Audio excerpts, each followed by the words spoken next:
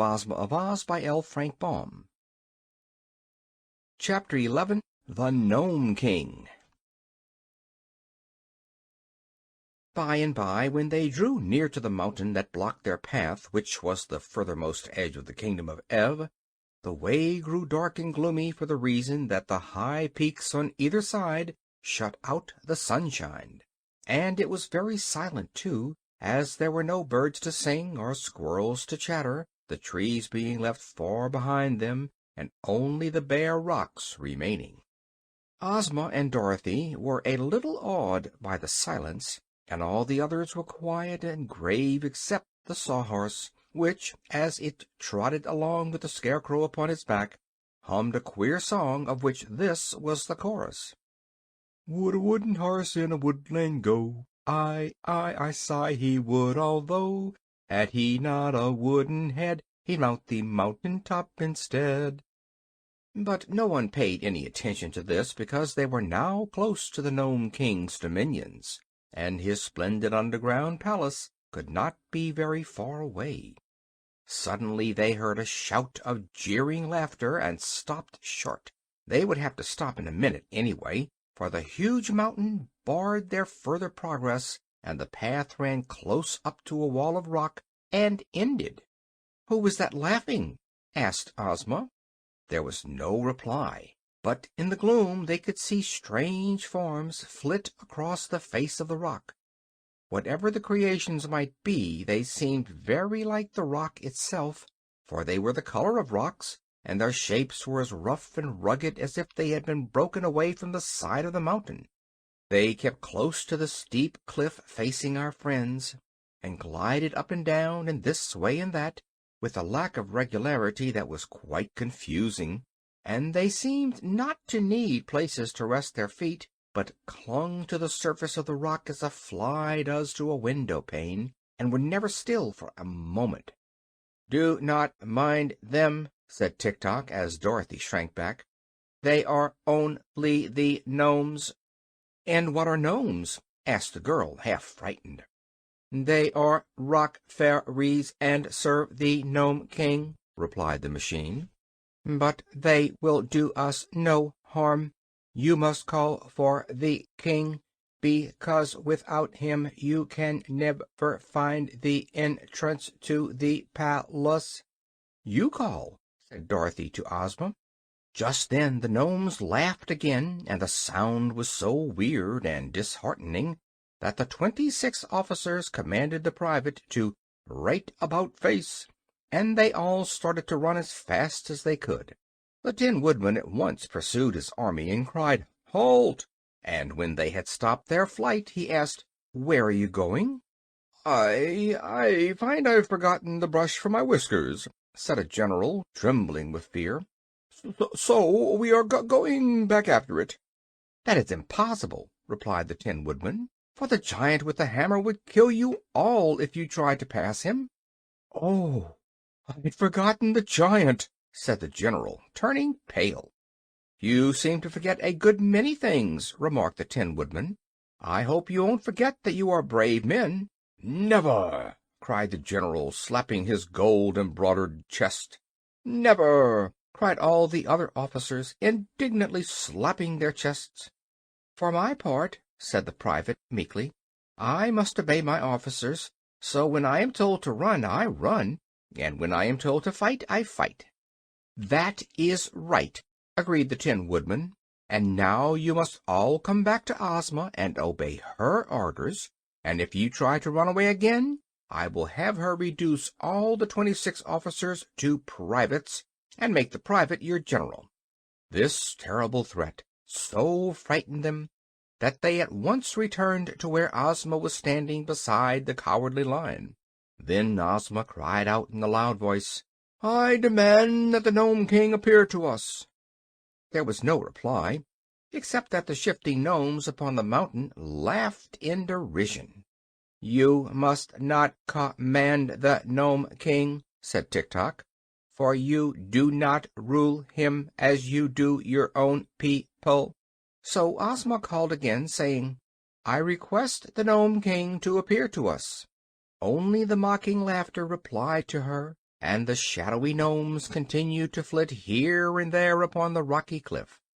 "Try entreaty," said Tik-Tok to Ozma. "If he will not come at your request, then the Gnome King may listen to your pleading." Ozma looked around her proudly.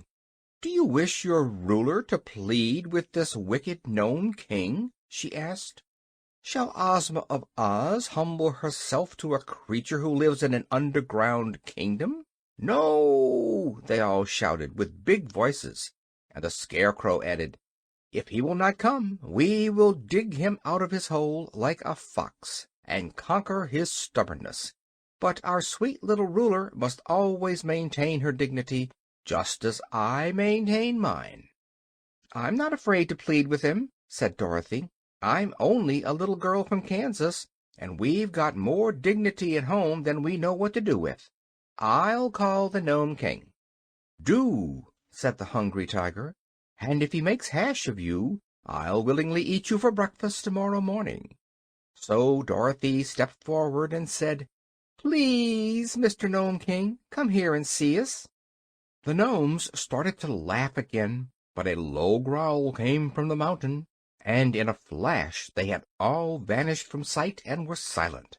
Then a door in the rock opened, and a voice cried, "Enter." "Isn't it a trick?" asked the Tin Woodman. "Never mind," replied Ozma. "We came here to rescue the poor Queen of Ev and her 10 children, and we must run some risks to do it." "The Nome King is honest and good-natured," said Tik-Tok. "You can trust him to do what is right."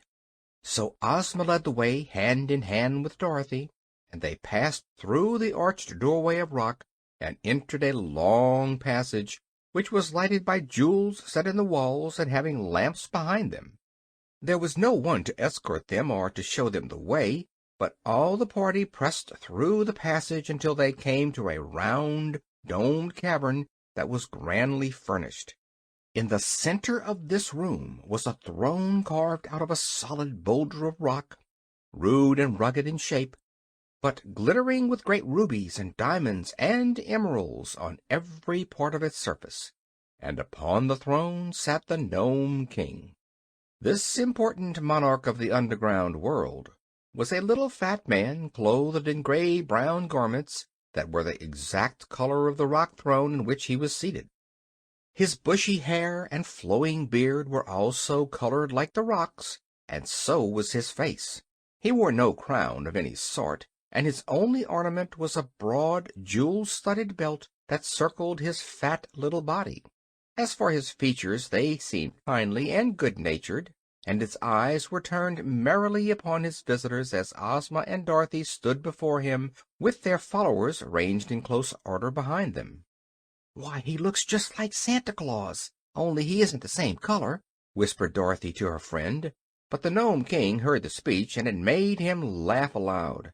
"He had a red face and a round little belly that shook when he laughed like a bowl full of jelly," quoth the monarch, in a pleasant voice, and they could all see that he really did shake like jelly when he laughed. Both Ozma and Dorothy were much relieved to find the Nome King so jolly, and a minute later he waved his right hand, and the girls each found a cushioned stool at her side. "Sit down, my dears," said the King, "and tell me why you have come all this way to see me, and what can I do to make you happy?" When they seated themselves, the Nome King picked up a pipe, and taking a glowing red coal out of his pocket, he placed it in the bowl of the pipe and began puffing out clouds of smoke that curled in rings above his head. Dorothy thought this made the little monarch look more like Santa Claus than ever. But Ozma now began speaking, and everyone listened intently to her words. "Your Majesty," said she, "I am the ruler of the land of Oz, and I have come here to ask you to release the good Queen of Ev and her 10 children, whom you have enchanted and hold as your prisoners." "Oh, no, you are mistaken about that," replied the King. "They are not my prisoners, but my slaves, whom I purchased from the King of Ev." "But that was wrong," said Ozma. "According to the laws of Ev, the king can do no wrong," answered the monarch, eyeing a ring of smoke he had just blown from his mouth, "so that he had a perfect right to sell his family to me in exchange for a long life." "You cheated him, though," declared Dorothy, "for the King of Ev did not have a long life. He jumped into the sea and was drowned." "That was not my fault," said the Nome King, crossing his legs and smiling contentedly. "I gave him the long life, all right, but he destroyed it." "Then how could it be a long life?" asked Dorothy. "Easily enough," was the reply. "Now suppose, my dear, that I gave you a pretty doll in exchange for a lock of your hair, and that after you had received the doll you smashed it into pieces and destroyed it. Could you say that I had not given you a pretty doll?" "No," answered Dorothy. "And could you, in fairness, ask me to return to you the lock of hair, just because you had smashed the doll?" "No," said Dorothy again. "Of course not," the Nome King returned. "Nor will I give up the Queen and her children because the King of Ev destroyed his long life by jumping into the sea. They belong to me, and I shall keep them." "But you are treating them cruelly," said Ozma, who was much distressed by the King's refusal. "In what way?" he asked. "By making them your slaves," said she. "Cruelty," remarked the monarch, puffing out wreaths of smoke and watching them float into the air, "is a thing I can't abide. So, as slaves must work hard, and the Queen of Ev and her children were delicate and tender, I transformed them all into articles of ornament and bric-a-brac, and scattered them around the various rooms of my palace. Instead of being obliged to labor, they merely decorate my apartments, and I really think I have treated them with great kindness." "But what a dreadful fate is theirs!" exclaimed Ozma earnestly. "And the kingdom of Ev is in great need of its royal family to govern it. If you will liberate them and restore them to their proper forms, I will give you 10 ornaments to replace each one you lose." The Nome King looked grave. "Suppose I refuse?" he asked. "Then," said Ozma firmly, "I am here with my friends and my army to conquer your kingdom and oblige you to obey my wishes." The Nome King laughed until he choked, and he choked until he coughed, and he coughed until his face turned from grayish brown to bright red. And then he wiped his eyes with a rock-colored handkerchief and grew grave again. "You are as brave as you are pretty, my dear," he said to Ozma, "but you have little idea of the extent of the task you have undertaken. Come with me for a moment." He arose and took Ozma's hand, leading her to a little door at one side of the room. This he opened, and they stepped out upon a balcony, from whence they obtained a wonderful view of the underground world. A vast cave extended for miles and miles under the mountain, and in every direction were furnaces and forges glowing brightly, and gnomes hammering upon precious metals or polishing gleaming jewels. All around the walls of the cave were thousands of doors of silver and gold, built into the solid rock, and these extended in rows far away into the distance, as far as Ozma's eyes could follow them. While the little maid from Oz gazed wonderingly upon this scene, the Nome King uttered a shrill whistle, and all at once the silver and gold doors flew open, and solid ranks of gnome soldiers marched out from every one. So great were their numbers that they quickly filled the immense underground cavern, and forced the busy workmen to abandon their tasks. Although this tremendous army consisted of rock-colored gnomes, all squat and fat, they were clothed in glittering armor of polished steel, inlaid with beautiful gems. Upon his brow each wore a brilliant electric light, and they bore sharp spears and swords and battle-axes of solid bronze. It was evident they were perfectly trained, for they stood in straight rows, rank after rank, with their weapons held erect and true, as if awaiting but the word of command to level them upon their foes. "This," said the Nome King, "is but a small part of my army. No ruler upon earth has ever dared to fight me, and no ruler ever will, for I am too powerful to oppose." He whistled again, and at once the martial array filed through the silver and gold doorways and disappeared, after which the workmen again resumed their labors at the furnaces. Then, sad and discouraged, Ozma of Oz turned to her friends, and the Nome King calmly reseated himself on his rock throne. "It would be foolish for us to fight," the girl said to the Tin Woodman, "for our brave 27 would be quickly destroyed. I'm sure I do not know how to act in this emergency." "Ask the king where his kitchen is," suggested the tiger. "I'm hungry as a bear." "I might pounce upon the king and tear him to pieces," remarked the Cowardly Lion. "Try it," said the monarch, lighting his pipe with another hot coal which he took from his pocket. The lion crouched low and tried to spring upon the Nome King, but he hopped only a little way into the air and came down again in the same place, not being able to approach the throne by even an inch. "It seems to me," said the Scarecrow thoughtfully, "that our best plan is to wheedle his Majesty into giving up his slaves, since he is too great a magician to oppose." "That is the most sensible thing any of you have suggested," declared the Nome King. "It is folly to threaten me, but I am so kind-hearted that I cannot stand coaxing or wheedling. If you really wish to accomplish anything by your journey, my dear Ozma, you must coax me." "Very well," said Ozma more cheerfully. "Let us be friends and talk this over in a friendly manner." "To be sure," agreed the king, his eyes twinkling merrily. "I am very anxious," she continued, "to liberate the Queen of Ev and her children, who are now ornaments and bric-a-brac in your Majesty's palace, and to restore them to their people. Tell me, sir, how may this be accomplished?" The king remained thoughtful for a moment, after which he asked, "Are you willing to take a few chances and risks yourself in order to set free the people of Ev?" "Yes, indeed," answered Ozma eagerly. "Then," said the Nome King, "I will make you this offer. You shall go alone and unattended into my palace, and examine carefully all that the rooms contain. Then you shall have permission to touch 11 different objects, pronouncing at the time the word Ev, and if any one of them, or more than one, proves to be the transformation of the Queen of Ev or any of her 10 children, then they will instantly be restored to their true forms, and may leave my palace and my kingdom in your company, without any objection whatever. It is possible for you in this way to free the entire 11.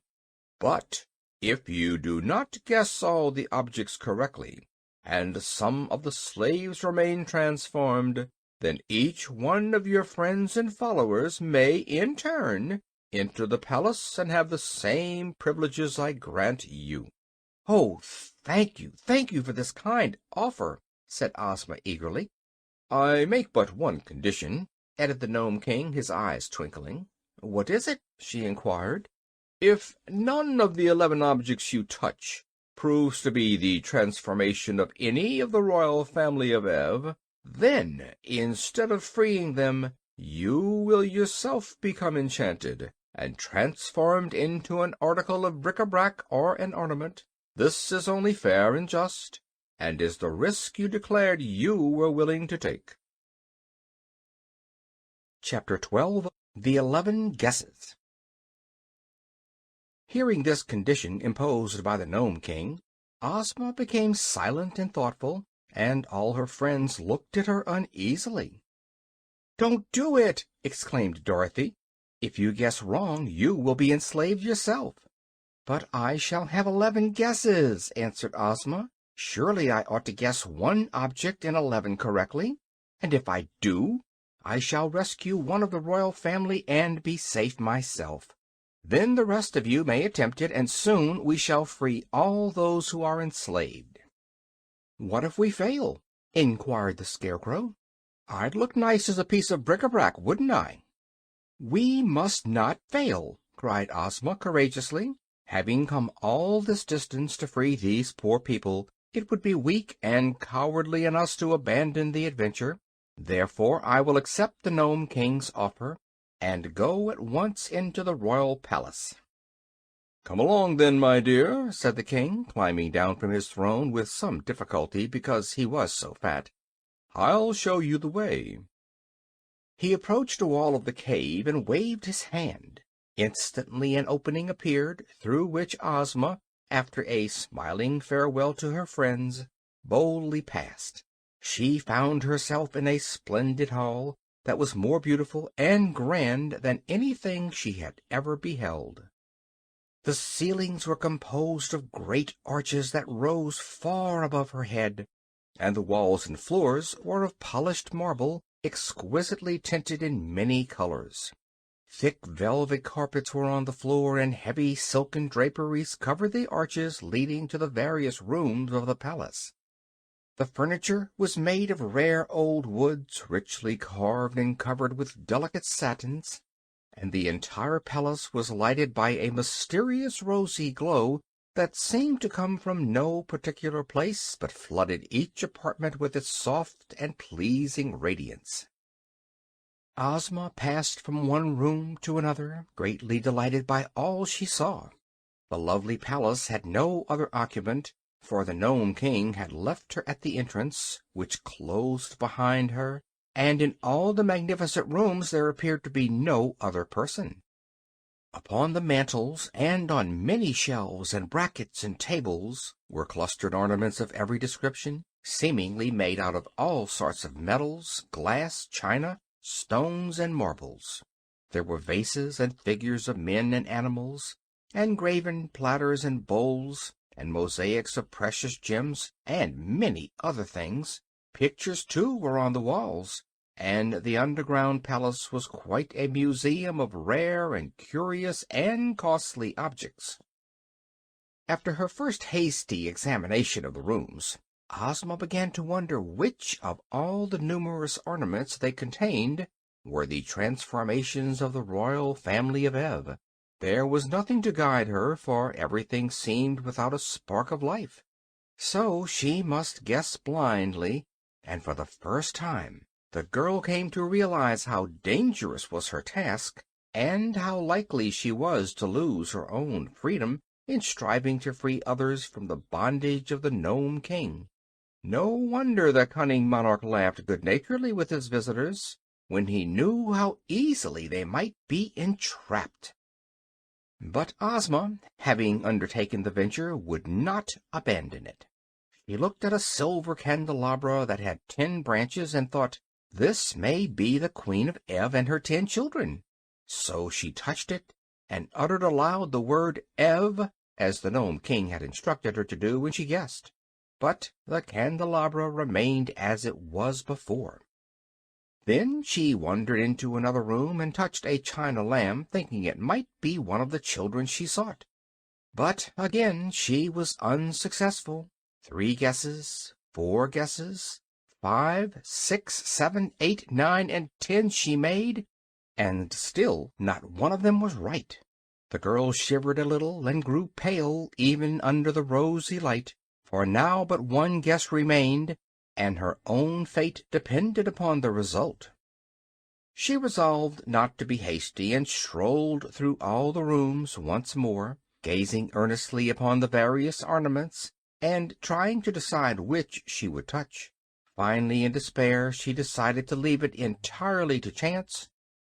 She faced the doorway of a room, shut her eyes tightly, and then, thrusting aside the heavy draperies, she advanced blindly with her right arm outstretched before her. Slowly, softly, she crept forward until her hand came in contact with an object upon a small round table. She did not know what it was, but in a low voice she pronounced the word Ev.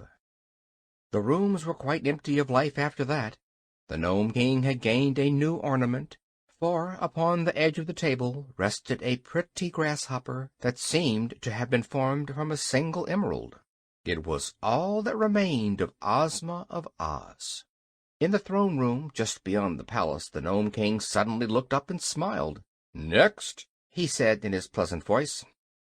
Dorothy, the Scarecrow, and the Tin Woodman, who had been sitting in anxious silence, each gave a start of dismay and stared into one another's eyes.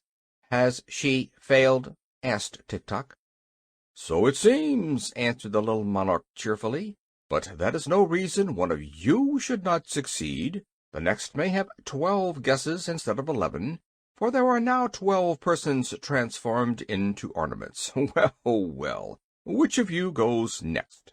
"I'll go," said Dorothy. "Not so," replied the Tin Woodman. "As commander of Ozma's army, it is my privilege to follow her and attempt her rescue." "Away you go, then," said the Scarecrow. "But be careful, old friend." "I will," promised the Tin Woodman. And then he followed the Nome King to the entrance to the palace, and the rock closed behind him.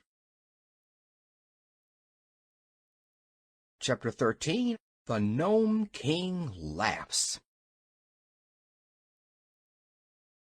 In a moment the king returned to his throne and relighted his pipe, and the rest of the little band of adventurers settled themselves for another long wait. They were greatly disheartened by the failure of their girl ruler, and the knowledge that she was now an ornament in the Nome King's palace, a dreadful, creepy place in spite of all its magnificence. Without their little leader they did not know what to do next, and each one, down to the trembling private of the army, began to fear he would soon be more ornamental than useful. Suddenly the Nome King began laughing. "Ho, ho, ho! Hee, hee, hee! Ho, ho, ho!" "What's happened?" asked the Scarecrow. "Why, your friend the Tin Woodman has become the funniest thing you can imagine," replied the king, wiping the tears of merriment from his eyes. "No one would ever believe he could make such an amusing ornament. Next." They gazed at each other with sinking hearts. One of the generals began to weep dolefully. "What are you crying for?" asked the Scarecrow, indignant at such a display of weakness. "He owed me 6 weeks' back pay," said the general, "and I hate to lose him."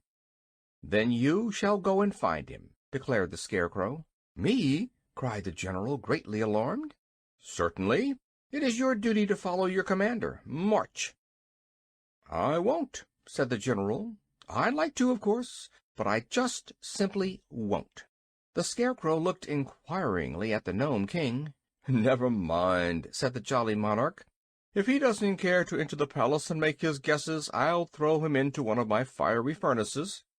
"I'll go. Of course I'm going," yelled the general, as quick as scat.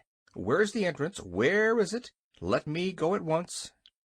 So the Nome King escorted him into the palace, and again returned to await the result. What the general did no one can tell, but it was not long before the king called for the next victim, and a colonel was forced to try his fortune. Thus, one after another, all of the 26 officers filed into the palace and made their guesses and became ornaments. Meanwhile the king ordered refreshments to be served to those waiting, and at his command a rudely shaped gnome entered, bearing a tray. This gnome was not unlike the others that Dorothy had seen, but he wore a heavy gold chain around his neck to show that he was the chief steward of the Nome King, and he assumed an air of much importance and even told his Majesty not to eat too much cake late at night or he would be ill.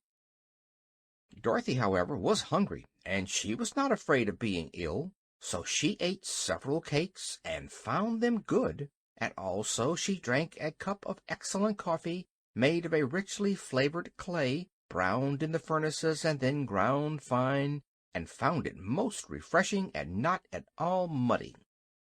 Of all the party which had started upon this adventure, the little Kansas girl was now left alone with the Scarecrow, Tik-Tok, and the private for counselors and companions.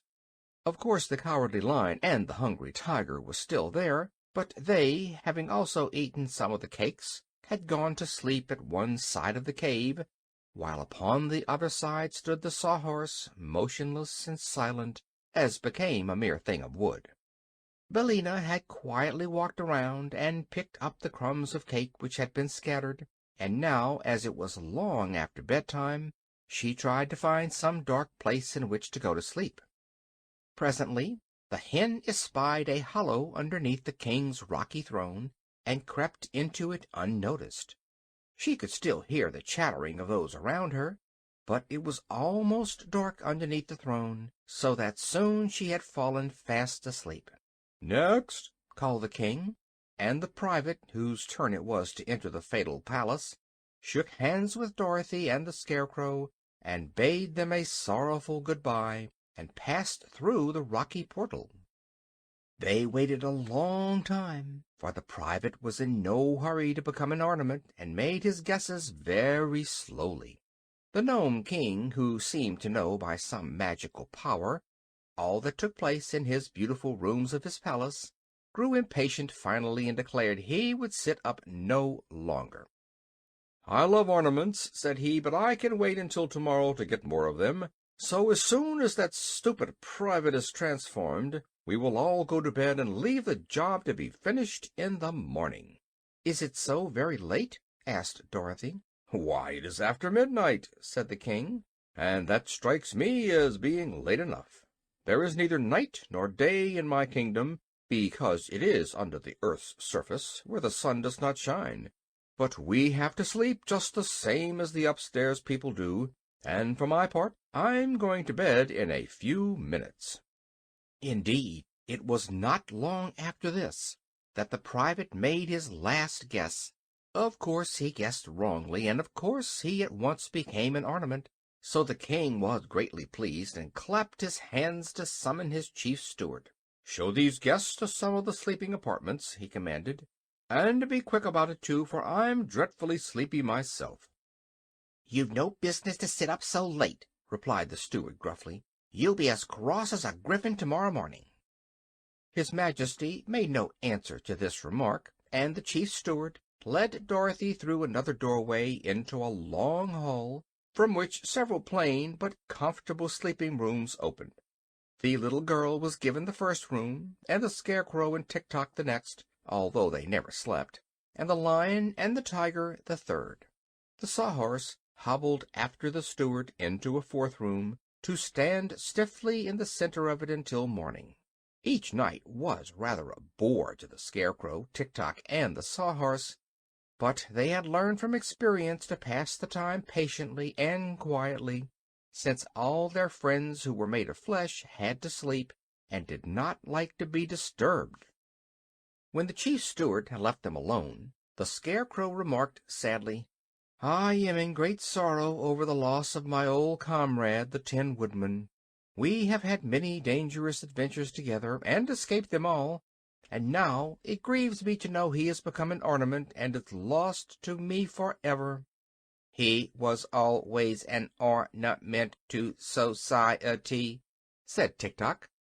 "True, but now the Nome King laughs at him, and calls him the funniest ornament in all the palace. It will hurt my poor friend's pride to be laughed at," continued the Scarecrow sadly. Just then Dorothy ran into their room in a state of great anxiety, crying, "Where's Billina? Have you seen Billina? Is she here?" "No," answered the Scarecrow.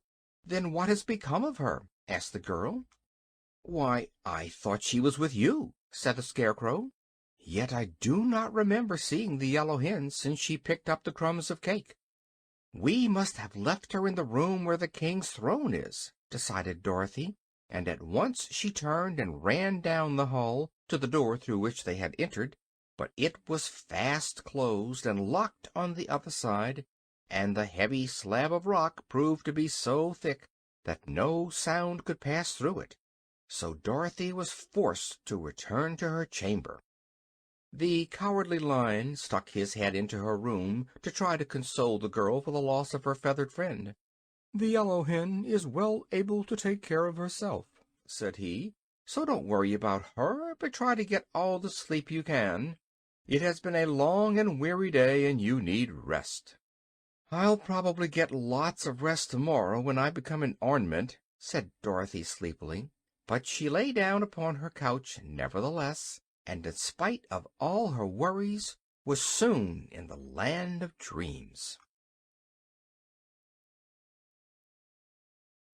Chapter 14. Dorothy Tries to be Brave. Meanwhile, the chief steward had returned to the throne room, where he said to the king, "You are a fool to waste so much time upon these people." "What?" cried his majesty, in so enraged a voice that it awoke Billina, who was asleep under his throne. "How dare you call me a fool?" "Because I like to speak the truth," said the steward. "Why didn't you enchant them all at once, instead of allowing them to go one by one into the palace and guess which ornaments are the Queen of Ev and her children?" "Why, you stupid rascal, it is more fun this way," returned the king, "and it serves to keep me amused for a long time." "But suppose some of them happen to guess aright," persisted the steward. "Then you would lose your old ornaments and these new ones, too." "There is no chance of their guessing aright," replied the monarch with a laugh. "How could they know that the Queen of Ev and her children are all ornaments of a royal purple color?" "But there are no other purple ornaments in the palace," said the steward. "There are many other colors, however, and the purple ones are scattered throughout the rooms, and are of many different shapes and sizes. Take my word for it, steward, they will never think of choosing the purple ornaments." Billina, squatting under the throne, had listened carefully to all this talk, and now chuckled softly to herself as she heard the king disclose his secret. "Still, you are acting foolishly by running the chance," continued the steward roughly, "and it is still more foolish of you to transform all those people from Oz into green ornaments."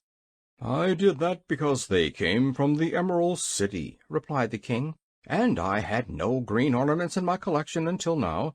I think they look quite pretty mixed with the others, don't you?" The steward gave an angry grunt. "Have your own way, since you are the king," he growled. "But if you come to grief through your carelessness, remember that I told you so. If I wore the magic belt that enables you to work all your transformations, and gives you so much other power, I am sure I would make a much wiser and better king than you are." "Oh, cease your tiresome chatter," commanded the king, getting angry again. "Because you are my chief steward, you have an idea you can scold me as much as you please. But the very next time you become impudent, I will send you to work in the furnaces and get another gnome to fill your place. Now follow me to my chamber, for I am going to bed. And see that I am wakened early tomorrow morning.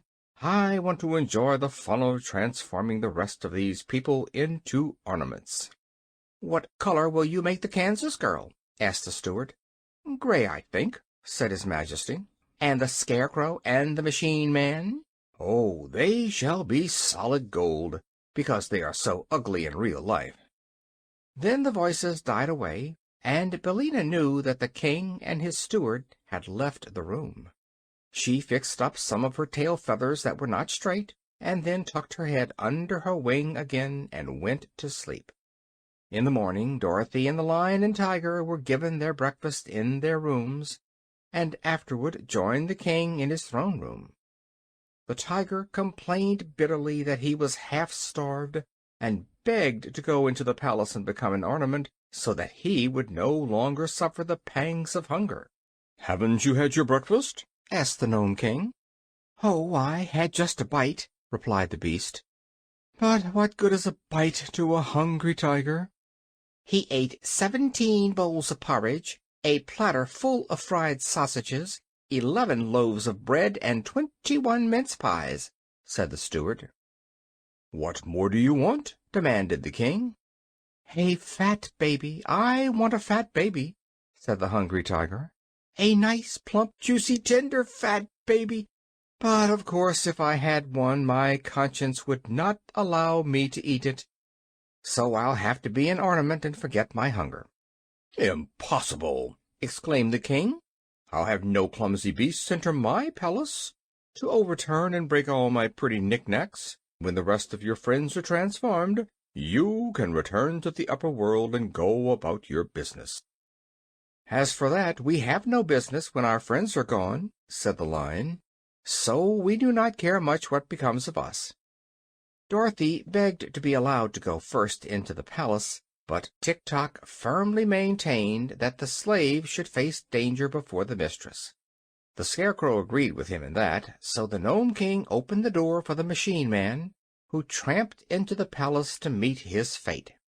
Then His Majesty returned to his throne and puffed his pipe so contentedly that a small cloud of smoke formed above his head.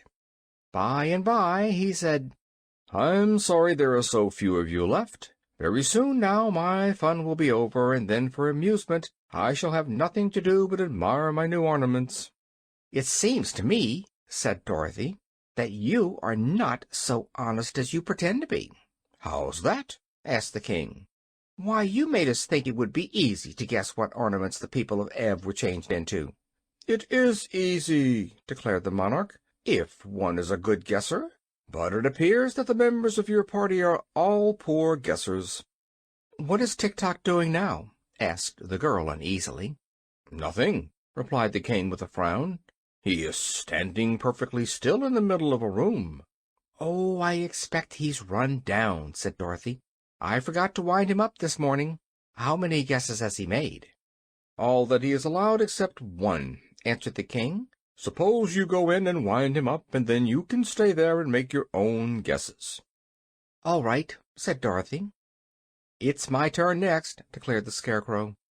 "Why, you don't want to go away and leave me all alone, do you?" asked the girl. "Besides, if I go now I can wind up Tik-Tok so that he can make his last guess." "Very well, then," said the Scarecrow with a sigh. "Run along, little Dorothy, and may good luck go with you."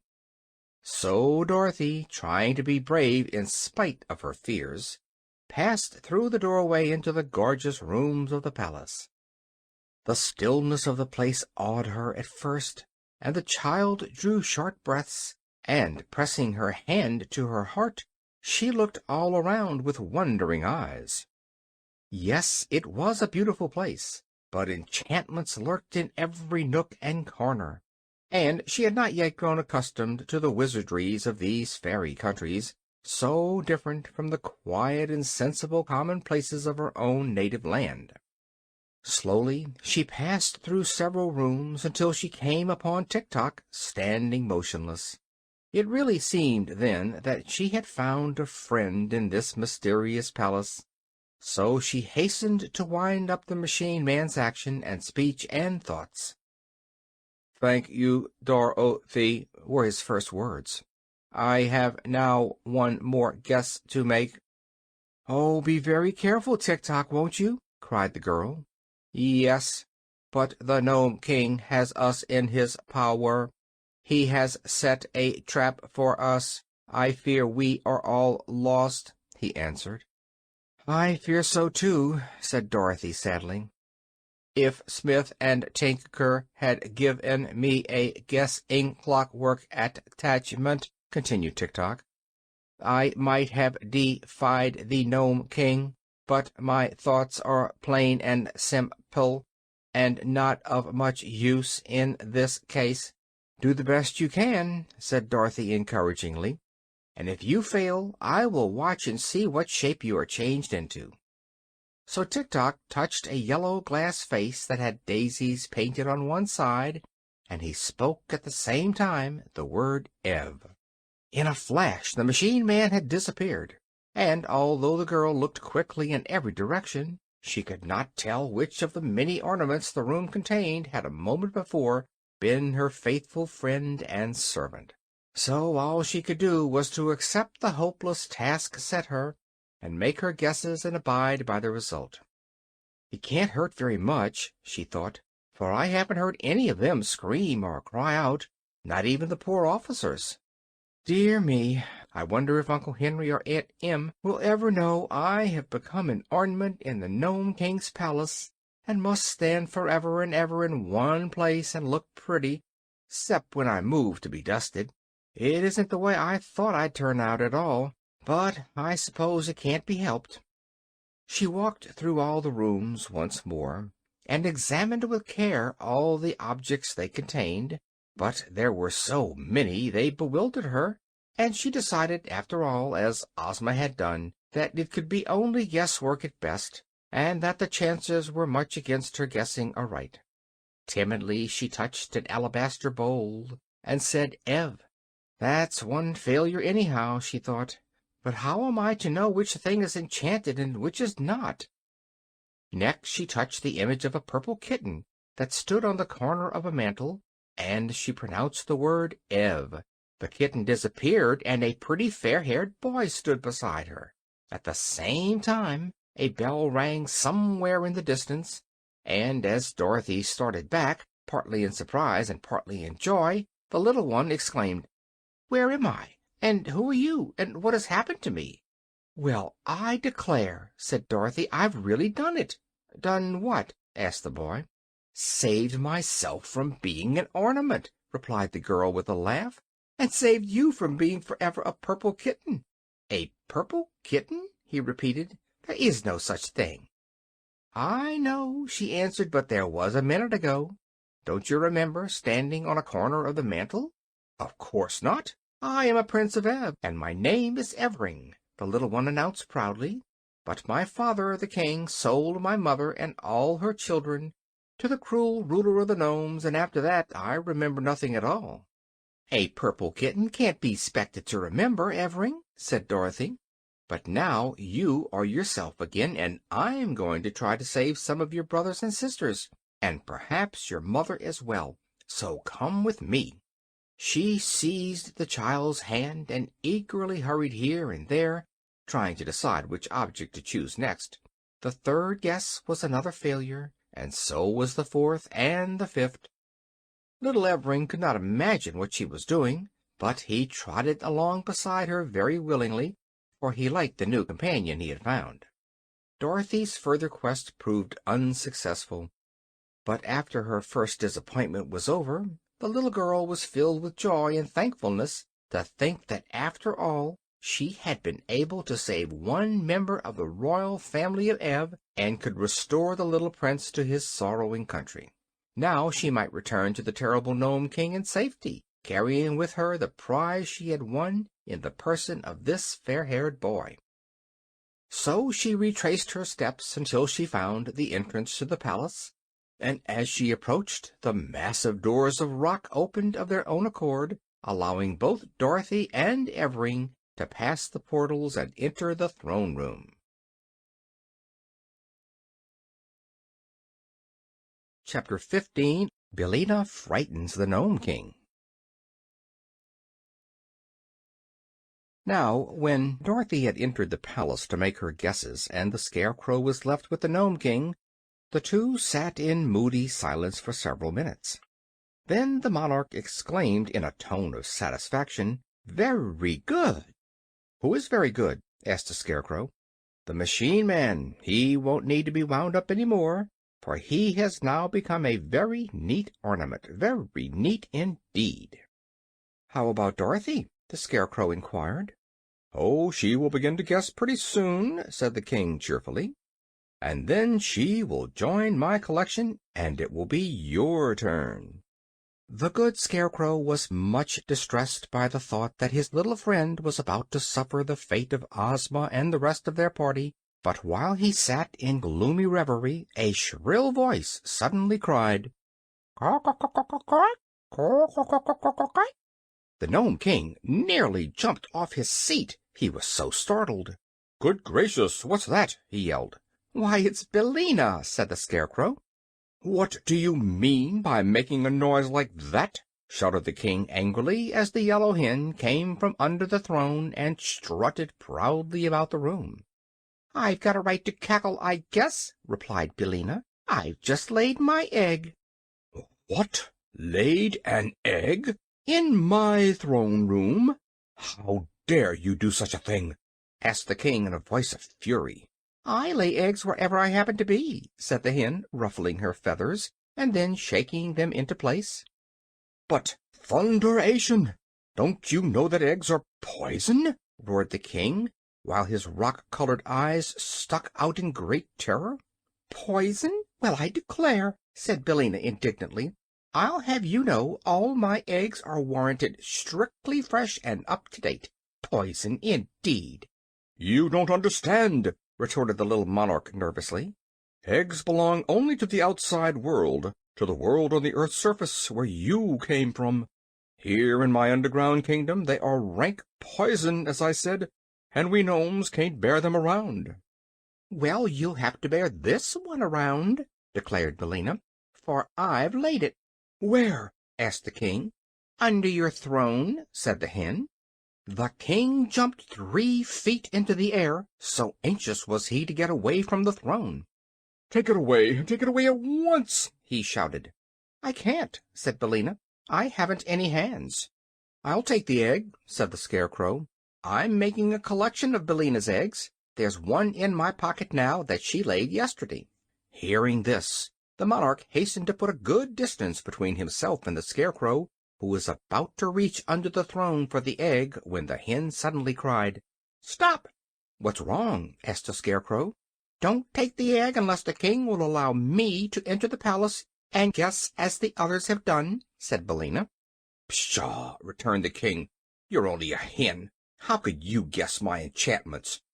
"I can try, I suppose," said Billina. "And if I fail you will have another ornament." "A pretty ornament you'd make, wouldn't you?" growled the king. "But you shall have your way. It will properly punish you for daring to lay an egg in my presence. After the Scarecrow is enchanted, you shall follow him into the palace. But how will you touch the objects?" "With my claws," said the hen, "and I can speak the word Ev as plainly as anyone. Also, I must have the right to guess the enchantments of my friends, and to release them if I succeed." "Very well," said the king. "You have my promise." "Then," said Billina to the Scarecrow, "you may get the egg."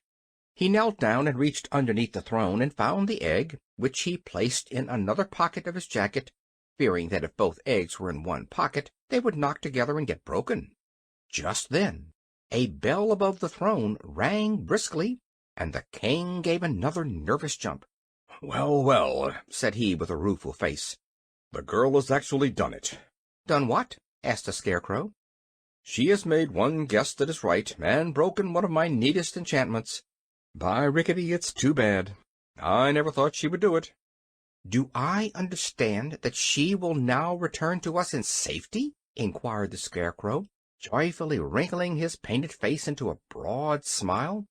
"Of course," said the king, fretfully pacing up and down the room. "I always keep my promises, no matter how foolish they are. But I shall make an ornament of the yellow hen to replace the one I have just lost." "Perhaps you will, and perhaps you won't," murmured Billina calmly. "I may surprise you by guessing right." "Guessing right?" snapped the king. "How could you guess right, where your betters have failed, you stupid fowl?" Billina did not care to answer this question, and a moment later the doors flew open and Dorothy entered, leading the little Prince Evering by the hand. The Scarecrow welcomed the girl with a close embrace, and he would have embraced Evering, too, in his delight, but the little Prince was shy, and shrank away from the painted Scarecrow because he did not yet know his many excellent qualities. But there was little time for the friends to talk, because the Scarecrow must now enter the palace. Dorothy's success had greatly encouraged him, and they both hoped he would manage to make at least one correct guess.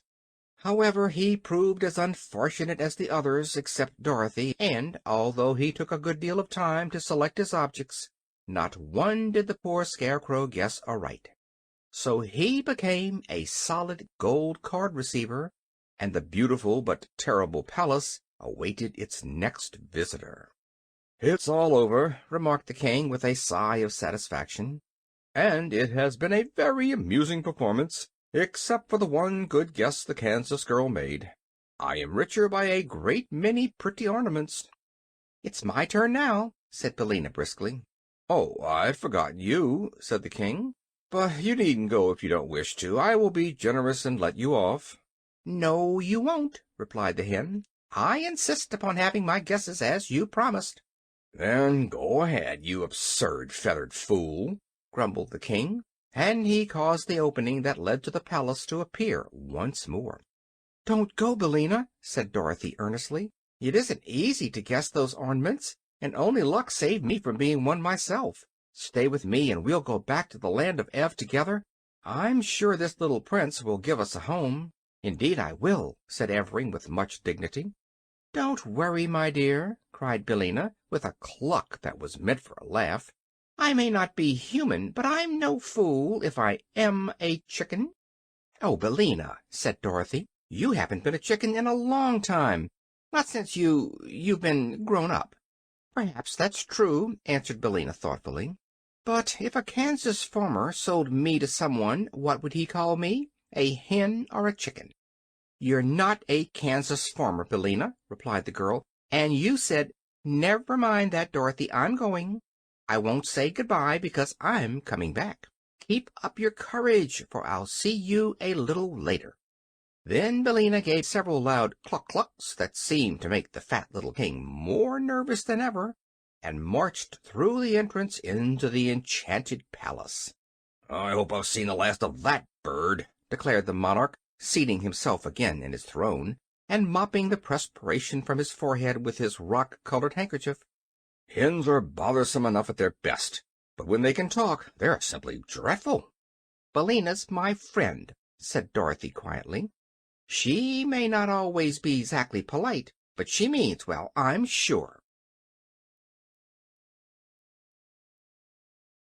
Chapter 16. Purple, Green, and Gold. The yellow hen, stepping high and with an air of vast importance, walked slowly over the rich velvet carpets of the splendid palace, examining everything she met with her sharp little eyes.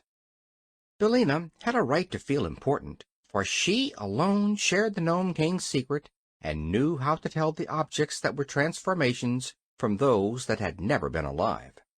She was very sure that her guesses would be correct, and before she began to make them, she was curious to behold all the magnificence of this underground palace, which was perhaps one of the most splendid and beautiful places in any fairyland. As she went through the rooms, she counted the purple ornaments, and although some were small and hidden in queer places, Billina spied them all, and found the entire 10 scattered about the various rooms. The green ornaments she did not bother to count, for she thought she could find them all when the time came. Finally, having made a survey of the entire palace and enjoyed its splendor, the yellow hen returned to one of the rooms where she had noticed a large purple footstool. She placed a claw upon this and said "Ev," and at once the footstool vanished, and a lovely lady, tall and slender and most beautifully robed, stood before her. The lady's eyes were round with astonishment for a moment, for she could not remember her transformation, nor imagine what had restored her to life. "Good morning, ma'am," said Billina in her sharp voice. "You're looking quite well, considering your age." "Who speaks?" demanded the Queen of Ev, drawing herself up proudly. "Why, my name's Bill by rights," answered the hen, who was now perched upon the back of a chair, "although Dorothy has put scallops on it and made it Billina, but the name doesn't matter.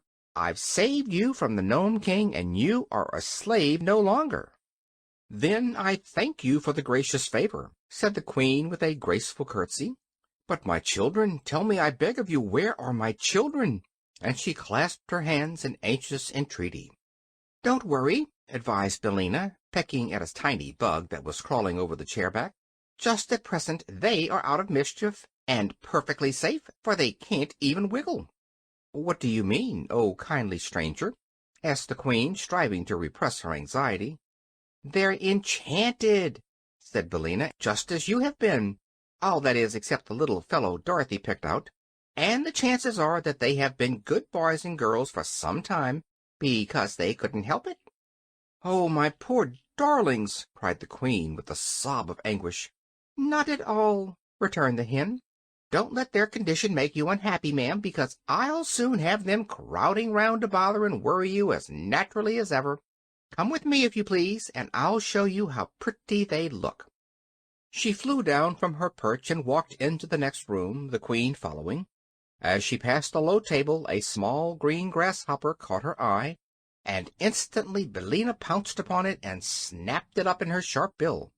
For grasshoppers are a favorite food with hens, and they usually must be caught quickly before they can hop away. It might easily have been the end of Ozma of Oz had she been a real grasshopper instead of an emerald one, but Billina found the grasshopper hard and lifeless, and suspecting it was not good to eat, she quickly dropped it, instead of letting it slide down her throat. "I might have known better," she muttered to herself, "for where there is no grass there can be no live grasshoppers. This is probably one of the king's transformations." A moment later she approached one of the purple ornaments, and while the queen watched her curiously, the hen broke the Gnome King's enchantment, and a sweet-faced girl, whose golden hair fell in a cloud over her shoulders, stood beside them. "Evanna!" cried the queen, "my own Evanna!" and she clasped the girl to her bosom and covered her face with kisses. "That's all right," said Billina contentedly. "Am I a good guesser, Mr. Gnome King? Well, I guess." Then she disenchanted another girl, whom the queen addressed as Evrose, and afterwards a boy named Evardo, who was older than his brother Evring. Indeed, the yellow hen kept the good queen exclaiming and embracing for some time, until 5 princesses and 4 princes, all looking very much alike, except for the difference in size, stood in a row beside their happy mother. The princesses were named Evanna, Evrose, Evella, Everine, and Evna, while the princes were Evrob, Evington, Evardo, and Evroland. Of these, Evardo was the eldest, and would inherit his father's throne and be crowned King of Ev when he returned to his own country. He was a grave and quiet youth, and would doubtless rule his people wisely and with justice. Billina, having restored all of the royal family of Ev to their proper forms, now began to select the green ornaments which were the transformations of the people of Oz. She had little trouble in finding these, and before long all the 26 officers, as well as the private, were gathered around the yellow hen, joyfully congratulating her upon their release. The 37 people who were now alive in the rooms of the palace knew very well that they owed their freedom to the cleverness of the yellow hen, and they were earnest in thanking her for saving them from the magic of the Gnome King. "Now," said Billina, "I must find Ozma. She is sure to be here somewhere, and of course she is green, being from Oz. So look around, you stupid soldiers, and help me in my search." For a while, however, they could discover nothing more that was green, but the queen, who had kissed all her 9 children once more, and could now find time to take an interest in what was going on, said to the hen, "Mayhap, my gentle friend, it is the grasshopper whom you seek." "Of course it's the grasshopper!" exclaimed Billina. "I declare I'm nearly as stupid as these brave soldiers. Wait here for me, and I'll go back and get it." So she went into the room where she had seen the grasshopper, and presently Ozma of Oz, as lovely and dainty as ever, entered and approached the Queen of Ev, greeting her as one high-born princess greets another. "But where are my friends, the Scarecrow and the Tin Woodman?" asked the girl ruler, when these courtesies had been exchanged. "I'll hunt them up," replied Billina. "The Scarecrow is solid gold, and so is Tik-Tok, but I don't exactly know what the Tin Woodman is, because the Nome King said he had been transformed into something funny." Ozma eagerly assisted the hen in her quest, and soon the Scarecrow and the Machine Man, being ornaments of shining gold, were discovered and restored to their accustomed forms. But search as they might, in no place could they find a funny ornament that might be the transformation of the Tin Woodman. "Only one thing can be done," said Ozma at last, "and that is to return to the Nome King and oblige him to tell us what has become of our friend." "Perhaps he won't," suggested Billina. "He must," returned Ozma firmly. "The king has not treated us honestly, for under the mask of fairness and good nature he entrapped us all, and we would have been forever enchanted had not our wise and clever friend, the yellow hen, found a way to save us." "The king is a villain," declared the Scarecrow. "His laugh is worse than another man's frown," said the private with a shudder. "I thought he was honest, but I was mistaken," remarked Tik-Tok. My thoughts are usually correct, but it is Smith and Tinker's fault if they sometimes go wrong or do not work properly. Smith and Tinker made a very good job of you, said Ozma kindly. I do not think they should be blamed if you are not quite perfect. Thank you, replied Tik-Tok. Then, said Billina in her brisk little voice, let us all go back to the Nome King and see what he has to say for himself. So they started for the entrance, Ozma going first, with the Queen and her train of little princes and princesses following. Then came Tik-Tok and the Scarecrow with Billina perched upon his straw-stuffed shoulder. The 27 officers and the private brought up the rear. As they reached the hall, the doors flew open before them, but then they all stopped and stared into the domed cavern with faces of astonishment and dismay.